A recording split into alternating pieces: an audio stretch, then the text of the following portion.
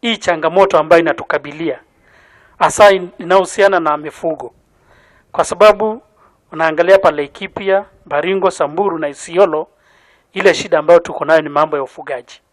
Tutafute wale ndugu zetu wa kule wakiwa viongozi wao, wakiwa administration ya hizo county, tuzungumze na wao, na ningependa kumwambia mwakilishi wa gavana, kabla tujaanza kufanya biashara na majirani, kwanza tufanye mkataba ya kusema tafadhalini Laikipia iko na wenyewe. Lakini hata nyinyi wananchi shungeni sana.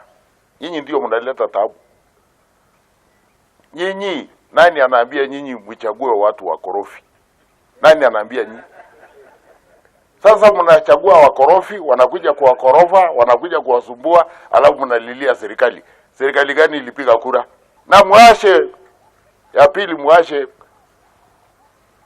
kuutisa pesa kwa wanasiasa ndio mpatie kura. Yule atakaye kupa pesa ndio mchague, ujue amekununua. Kwa hivyo hana deni yako. Si ni biashara tumefanya?